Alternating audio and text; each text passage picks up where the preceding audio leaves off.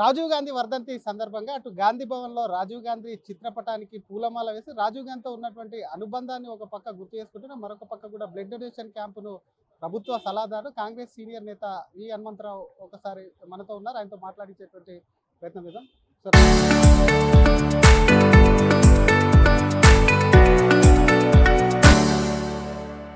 మీకు రాజీవ్ గాంధీతో చాలా అనుబంధం ఉంది అని చెప్పి చాలా మంది అంటారు. మీకున్నటువంటి ఈ రోజు ఏం చెప్పాలనుకో ఒక్క మాట ఇప్పుడు ఉన్నటువంటి పరిస్థితులు?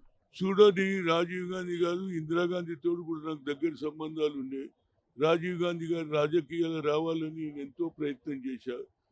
ఆయన నేను పైలటే ఉంటాను అని అన్నా, కానీ ఒత్తిడి తీసుకొచ్చి ఏ విధంగా సంజయ్ గాంధీ గారు ఉన్నప్పుడు డైరెక్ట్ ఆర్ ఇండైరెక్ట్ ఆయనకు ఇందిరాగాంధీకి హెల్ప్ చేస్తుంటే మీరు కూడా చేయాలి. ఆఖరికి ఆయన ఒప్పుకోవడం రావడంతో 18 ఏళ్ల యువకులకు కూడా ఓటు హక్కు కల్పించాడు.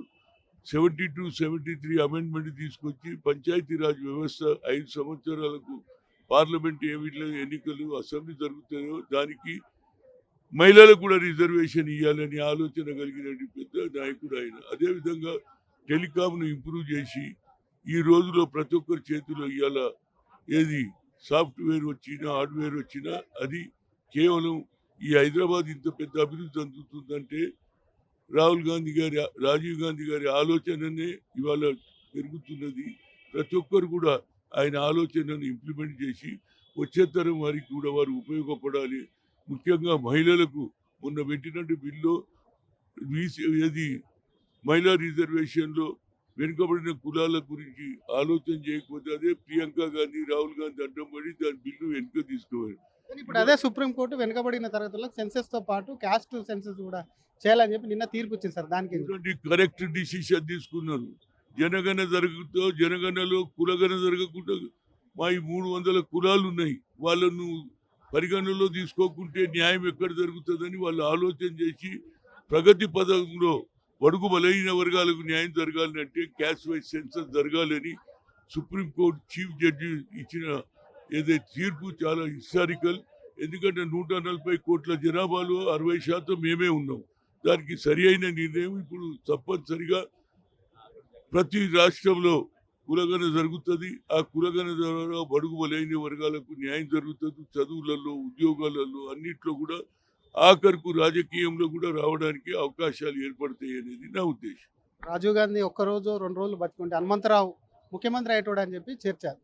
చెప్పాడు కదండి, ఒకసారి ఛాన్స్ వచ్చింది, రాలే. సెకండ్ టైం ఆయన తమిళనాడు పోయేటప్పుడు అన్నాడు, Hanumanth after parliamentary election will వివరాలు మేక్ యూ సీఎం అన్నాడు.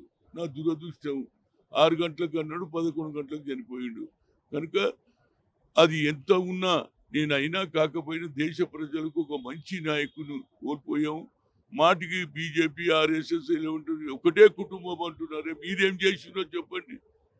ఇందిరాగాంధీకి చనిపోతారని తెలిసి కూడా ఏమన్నది, నా రక్తం బొట్టు ఈ దేశానికి ప్రతి బొట్టు ఉపయోగపడితే నేను ప్రాణం ఇవ్వడానికి రెడీ అన్నటువంటి కుటుంబాన్ని కూడా ఇవాళ మాటికి కించపరుస్తున్నారు.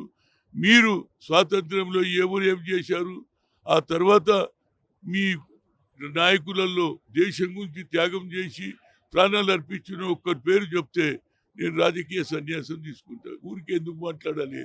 అరే, ఒక కుటుంబం బడుగు బలహీన గురించి ఆలోచన చేసింది. అగ్రకులాల్లో పుట్టి ఇప్పుడు ఉన్నవాడు నరేంద్ర మోడీ బీసీ అంటాడు, నేను గానుగా అంటాడు, కానీ ఆయన ఆలోచన వస్తలేదు. ఎందుకంటే దాని వెనకాల ఆర్ఎస్ఎస్ ఉన్నది కాబట్టి ఆయన ఎస్సీ ఎస్టీలకు పెట్టాడు.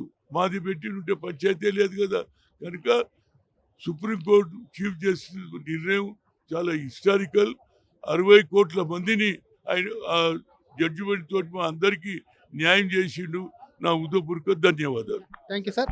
ఇది అసలు రాజీవ్ గాంధీకి సంబంధించిన అంశంలో ఇంకొక రోజు కూడా తను బతుకుంటే తను సీఎం అయ్యేవాడిని నా దురదృష్టం అని చెప్తున్నా. ఇప్పటికి కూడా తనకేం తక్కువ కాదని చెప్పిన మరొక పక్క అటు సుప్రీంకోర్టు ఇచ్చినటువంటి తీర్పు క్యాస్ట్ సెన్సెస్తో పాటు బ్యాక్వర్డ్ క్లాసెస్కు సంబంధించినటువంటి సెన్సెస్ కూడా చేయాలి. దానికి సంబంధించి కూడా అప్పుడే సరైనటువంటి డేటా ఉంటే వాళ్ళకు న్యాయం చేయొచ్చు అన్న దానిపై కూడా స్వాగతిస్తున్నాం. ఇప్పటికన్నట్టు రాజీవ్ గాంధీ ఆశలు, అలాగే ప్రియాంక గాంధీ, రాహుల్ గాంధీ పట్టుబట్టినటువంటి విధానం ఏదైతుందో పార్లమెంట్లో చేయాలి అంటూ కూడా ఇటు సుప్రీంకోర్టు తీర్పును స్వాగతిస్తున్నాం. అనేక ఉన్నటువంటి వెనుకబడి తరగతుల ద్వారా న్యాయం జరుగుతుందని చెప్తూనే మరొక పక్క అటు ఆర్ఎస్ఎస్ విధానం వల్ల అటు మోడీ బీసీ అని చెప్పుకున్నప్పటికీ ఎక్కడ కూడా అది పాటించడం లేదు అంటూ కూడా అటు ప్రభుత్వ సలహాదారులు కాంగ్రెస్ సీనియర్ నేత వి హనుమంతరావు ఫైర్ అవుతున్నారు. కెమెరామెన్ గణేష్తో శ్రీధర్ RTV హైదరాబాద్.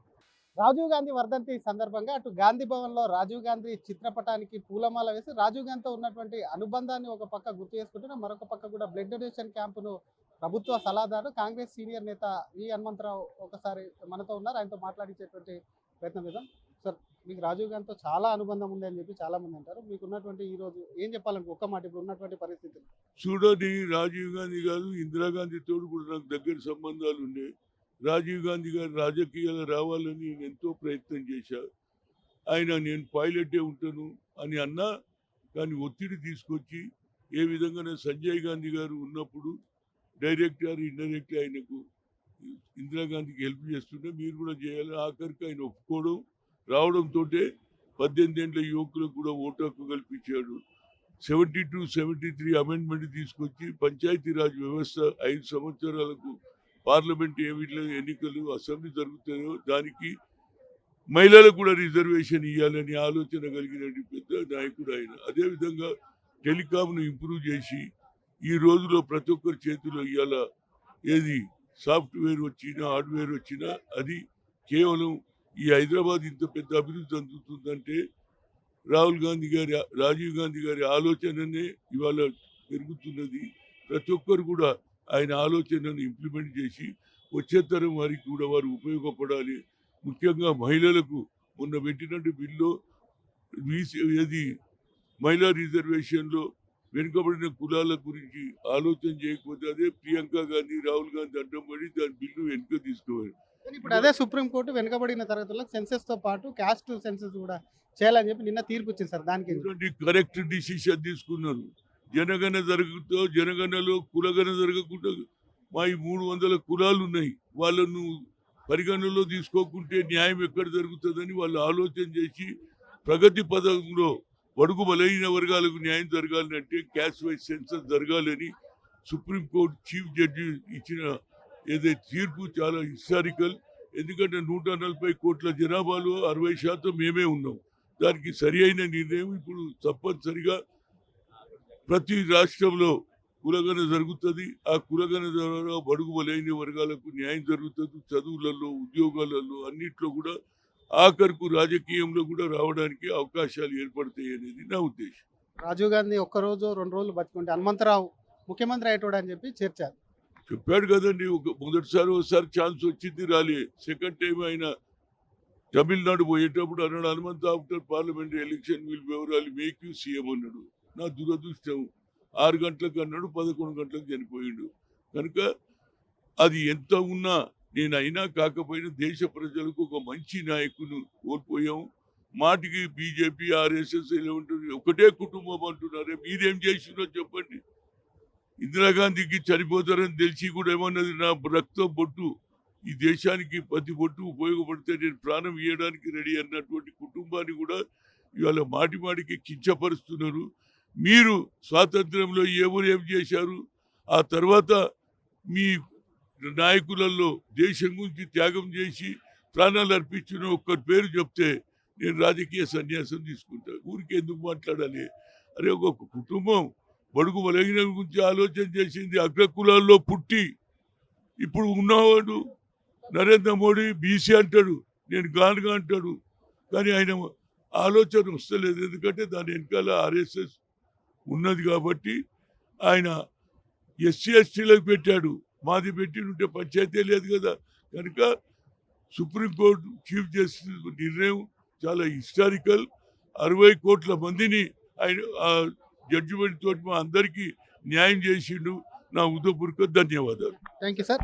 ఇది అసలు రాజీవ్ గాంధీకి సంబంధించిన అంశంలో ఇంకొక రోజు కూడా తను బతుకుంటే తను సీఎం అయ్యేవాడిని నా దురదృష్టం అని చెప్తున్నా. ఇప్పటికి కూడా తనకేం తక్కువ కాదని చెప్పి మరొక పక్క అటు సుప్రీంకోర్టు ఇచ్చినటువంటి తీర్పు క్యాస్ట్ సెన్సస్తో పాటు బ్యాక్వర్డ్ క్లాసెస్కు సంబంధించినటువంటి సెన్సెస్ కూడా చేయాలి. దానికి సంబంధించి కూడా అప్పుడే సరైనటువంటి డేటా ఉంటే వాళ్ళకు న్యాయం చేయొచ్చు అన్న దానిపై కూడా స్వాగతిస్తున్నాం. ఇప్పటికన్నట్టు రాజీవ్ గాంధీ ఆశలు, అలాగే ప్రియాంక గాంధీ, రాహుల్ గాంధీ పట్టుబట్టినటువంటి విధానం ఏదైతుందో పార్లమెంట్లో చేయాలి అంటూ కూడా ఇటు సుప్రీంకోర్టు తీర్పును స్వాగతిస్తున్నాం. అనేక ఉన్నటువంటి వెనుకబడి తరగతుల ద్వారా న్యాయం జరుగుతుందని చెప్తూనే మరొక పక్క అటు RSS విధానం వల్ల అటు మోడీ BC అని చెప్పుకున్నప్పటికీ ఎక్కడ కూడా అది పాటించడం లేదు అంటూ కూడా అటు ప్రభుత్వ సలహాదారులు కాంగ్రెస్ సీనియర్ నేత వి హనుమంతరావు ఫైర్ అవుతున్నారు. కెమెరామెన్ గణేష్తో శ్రీధర్ RTV హైదరాబాద్.